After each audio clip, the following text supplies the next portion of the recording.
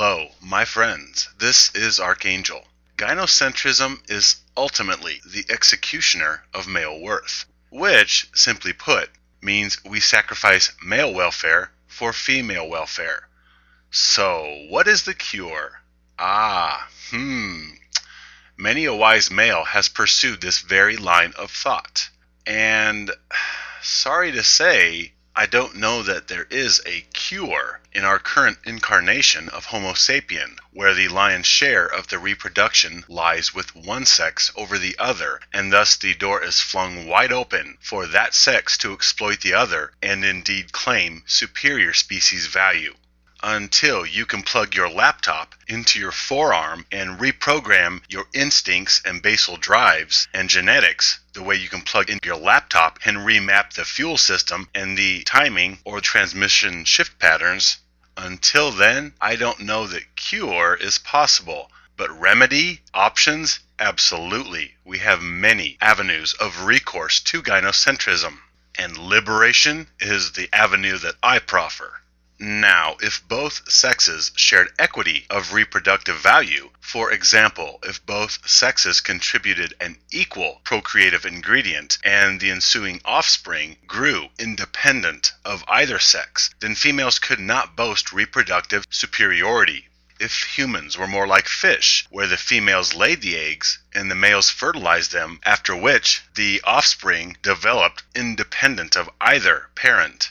In such cases, neither party is expendable, since both male and female are needed and share a 50-50 procreative value. Yet, since humans have such long gestational periods and develop in utero, with said womb consequently residing in the female, hence we are a gynocentric animal from a natural point of view. However, gynocentrism is criminal from a moral point of view. One possible avenue or remedy to gynocentrism is sameness. You see, we need differences in order to invoke prejudice of one over the other. We require at least two polarities so that we might favor one over the other. We must have andro in order that we might judge and favor the gyno. I have found it curious that many ancient philosophies represent us as androgynous in our spirit or energy form. Many reports of extraterrestrials, such as Greys, speak of androgynous beings. Now, both these sources are dubious, and indeed I realize that many will think that I have trespassed into the tinfoil hat area of explanation with the latter example. However, what if androgyny is a viable answer to gynocentrism? Then perhaps it is feasible that indeed enlightened beings or advanced extraterrestrials may very well be androgynous, because sameness eliminates distinction, and distinction enables prejudice. Yet, if we were all the same, there would be no inherent elevation or denigration of beings based upon differences such as anatomy. Now, this may fly in the face of all we hold important, namely that our differences make us unique. Indeed, this is true, but it also condemns males to the import of disposable shovels, Kleenexes for the usage of females. The idea of androgyny is abhorrent to most, yet that is because humans are ego-driven creatures, and the ego relies on differences, distinctions, for its very existence, distinctions which the ego may then utilize to make judgments and extrapolate value based upon preconceived parameters or proclivities of predisposition. Androgyny, the ego would argue, reduces all to unexceptional drones. Yeah, and? Males are already unspectacular worker drones. The idea of androgyny sounds preposterous, so treat this as a thought experiment, just another avenue to consider respite from gynocentrism. Really though, all things boiled down, gynocentrism owes its existence to differences between humans in the form of divergent biological anatomy or sex. Androgyny would remove injustice resultant from value prioritization based upon difference. Oh, many will argue that sexual dimorphism amongst a reproductive species is the most effective form of procreation. I have had these conversations with folks already, with genetic diversity being a centerpiece argument opposed to self-replication. Yet it would stand that if reproduction is the most important imperative of nature, then a self-replicating organism would be a more efficient method to ensure replication, rather than dependent on the complex interactions of opposing sexes and the uncertainty of human courtship rituals. I mean, cells reproduce without needing a male and a female cell to go out on dates and get a mortgage together after they make baby cells. In fact, we depend on concise gene replication, not genetic diversity, for a myriad of applications, such as plant life. The reason we have certain trees or plants or fruits and vegetables is because the same genetic recipe is followed over and over again. We don't need genetic diversity every generation of apple tree. Otherwise, we would not have predictable produce, such as corn or potatoes or Kentucky bluegrass, to line our properties with and make the neighbors envious. If every time we put seed to ground, we had genetic diversity mixing an unpredictable concoction, we could not depend on a predictable outcome of a product we could reliably utilize to make popcorn or ethanol year after year. Genetic sameness and predictability is very much desired here.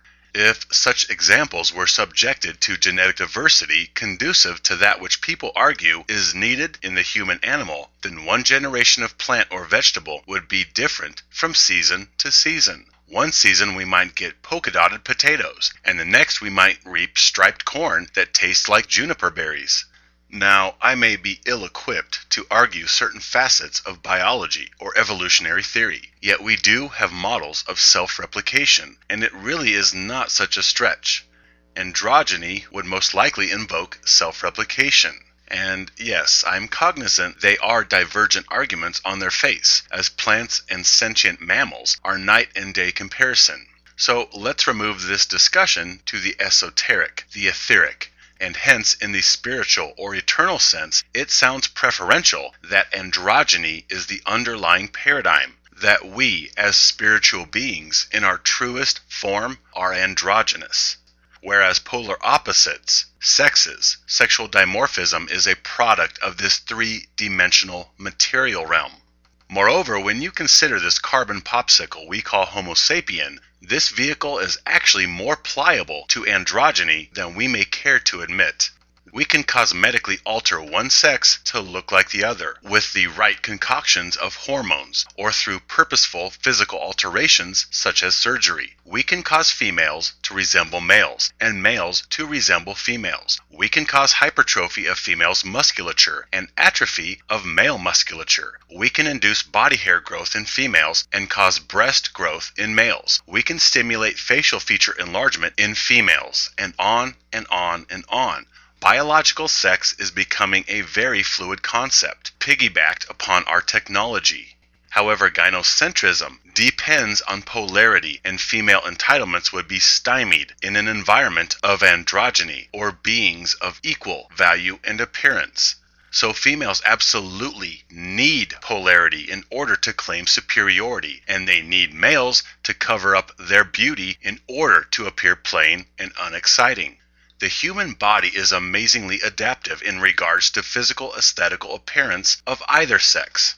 Seriously, the human body is that pliable that one sex can resemble even manifest secondary sexual characteristics of the other. In fact, it is easier to make males resemble a female than vice versa. Some estrogen and a round of cosmetics works amazingly well. You see, the female appearance, the cosmetically made up, artificially augmented, and aesthetically altered appearance of the modern female that society worships and considers status quo normal, this is amazingly easy to replicate on any male. Feminine appearance is not something special. It is not some grand, enigmatic, sugar and spice fairy dust only bestowed upon the X chromosomes. Rather, female's appearance is an easily quantifiable and reproducible effect that we can impose on the grunting inferior shovels that females peddle this modern femininity to in order to evoke utility in response.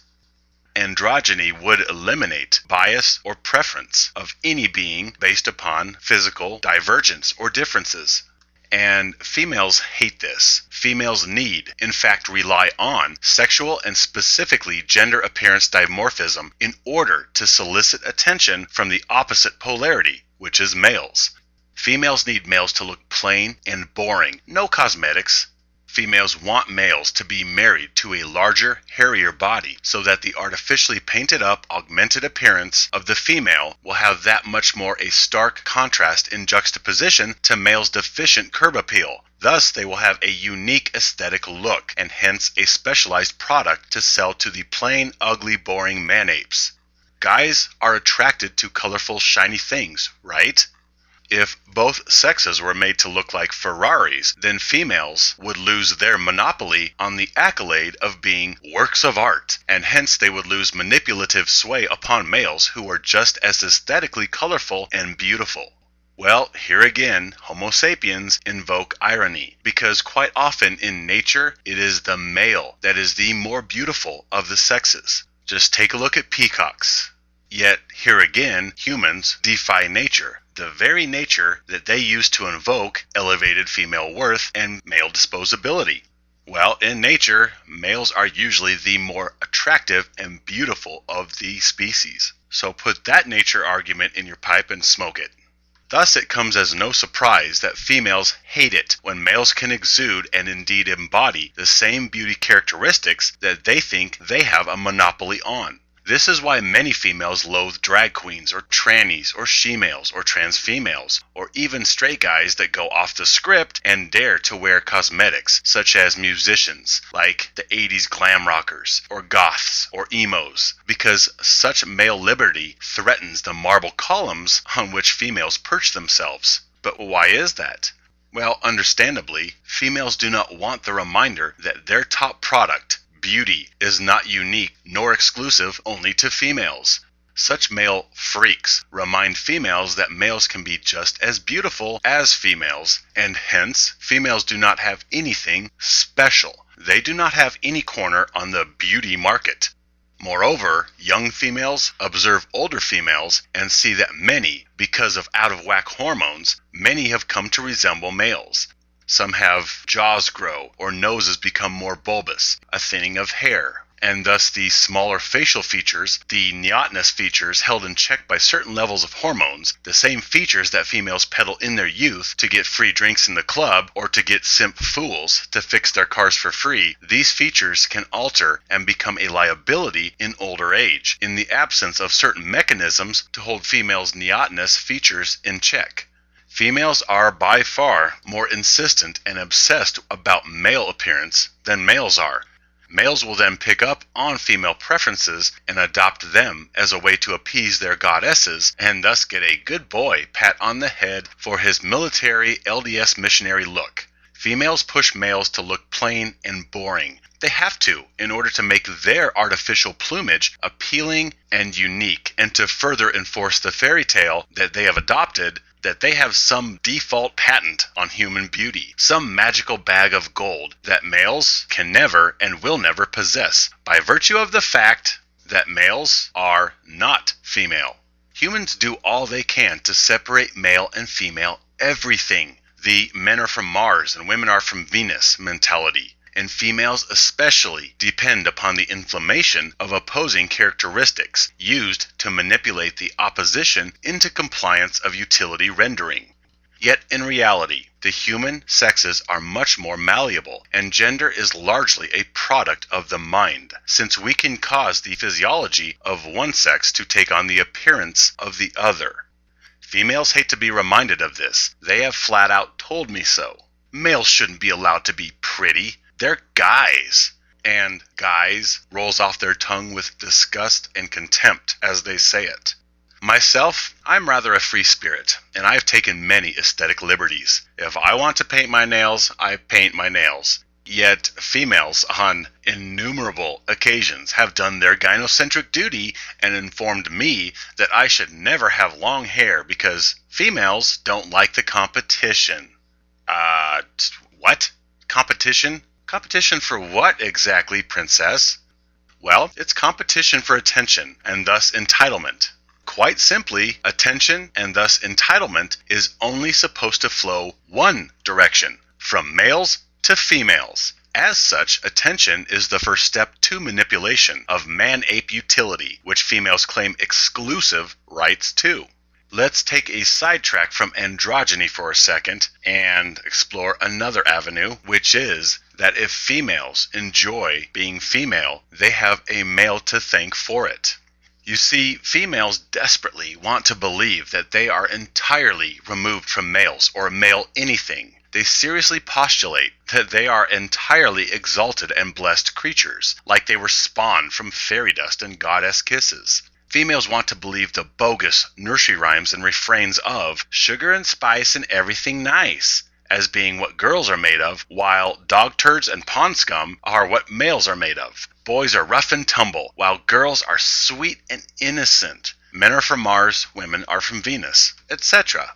Females like to fancy themselves wholly removed from and elevated above the disgusting, degenerate human male. Females blatantly ignore the glaring truth that both sexes come from the same stuff. The same neutral cells form both sexes' bodies. The same chemicals flow through both sexes' veins, albeit in varying amounts.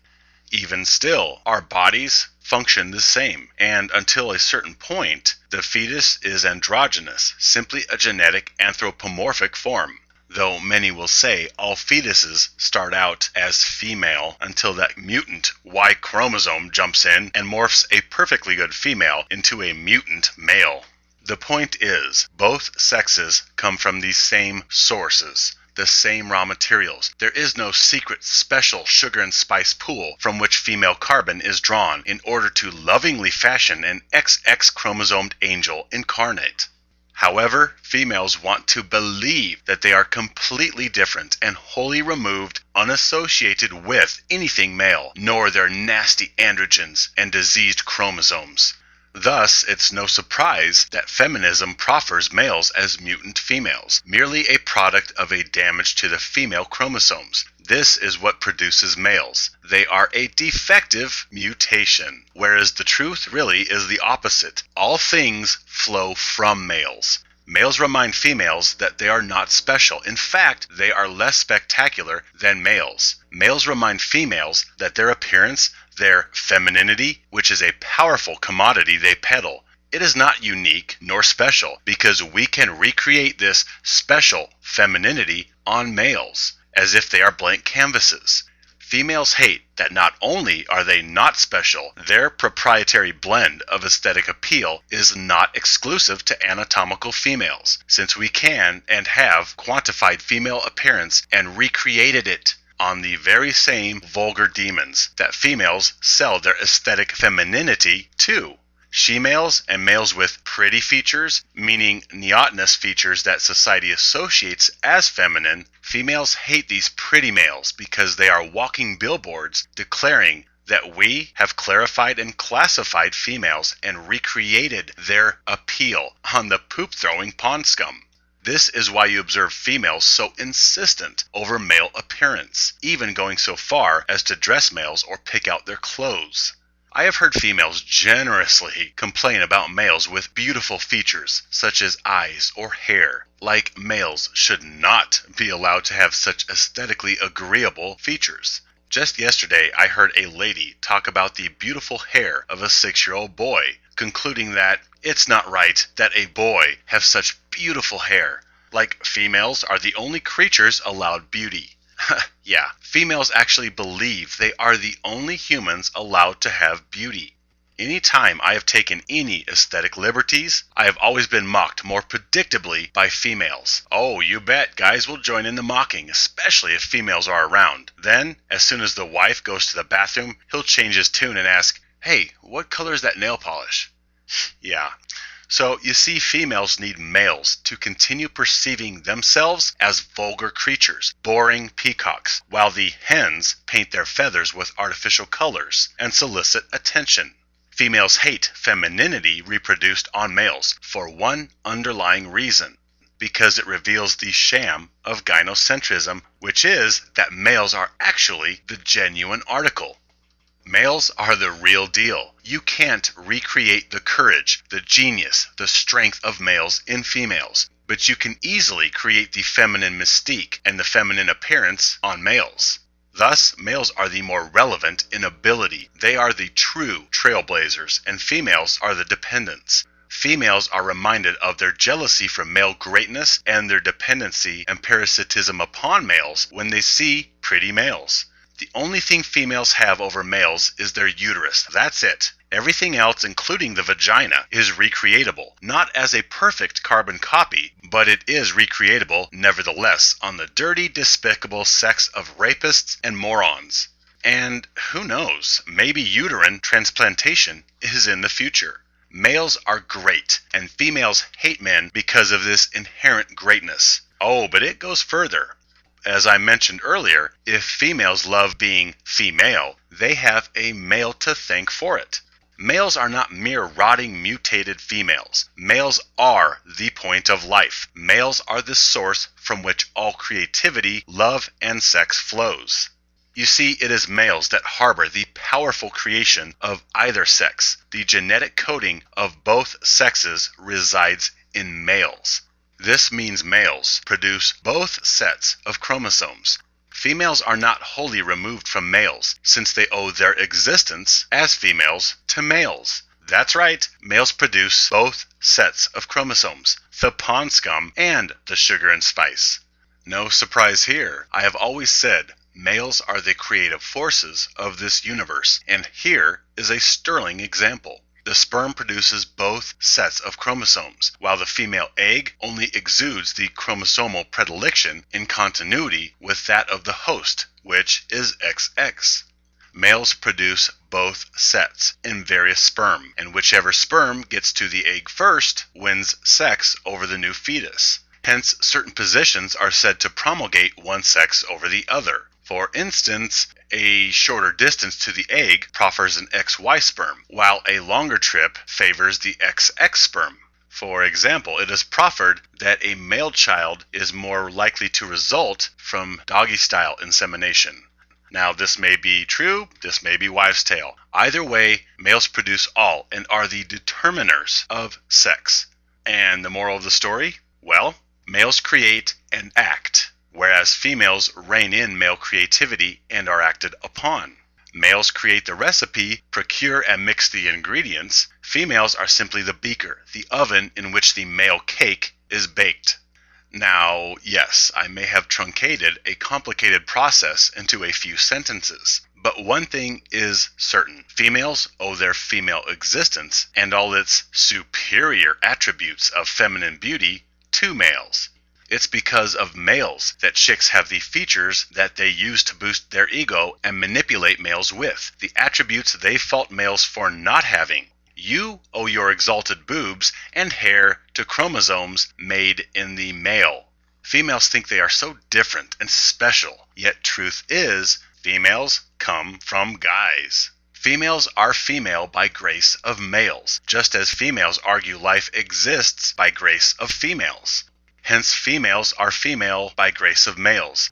Males make the blueprints for either sex in those disgusting testicles that pop culture loves to make fun of and whack guys in the groin for comedy.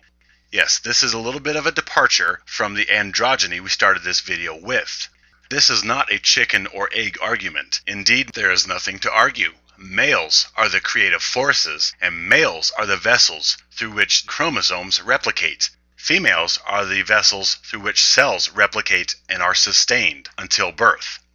However, in the most basic terms, females are glorious and angelically female because of a male. Moreover, females are pampered, protected, and entitled by males.